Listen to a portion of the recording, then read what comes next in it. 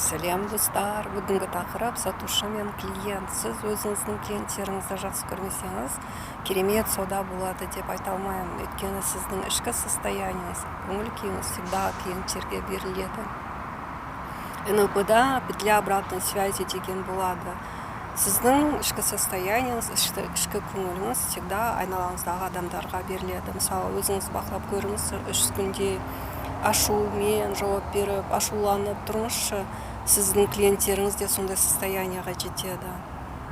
Сондықтан всегда көңіл күйіңіз көтеріңкі болсын, жұмыс орнында жақсы қызмет етуге талпыныңыз. Мысалға, дүкенде болған оқиға.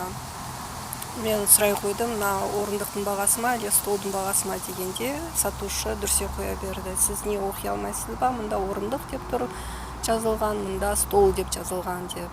Сонда көп адамдар ашуға жауап береді, немесе кері бұрылып кетеді. Мұнда сатушыда жоғарыдан төмен басыну манипуляциясы тұр. Сіз спокойно жауап бересіз. Мен біріншіден сіздің жұмыс орныңызда тұрмын. Мен сіздің бар болғаны клиентіңізбін. Мен сізден қалай оқу керектігін сұрап тұрған жоқпын, мен бар болғаны бағаны сұрап тұрмын десеңіз, сіздің сатушыңыз абдырып қалады. Сондықтан да сатушылар әрдайым жоғары көңіл күйде болыңыз, табысты болыңыз, жақсы қызмет көрсетіңіз.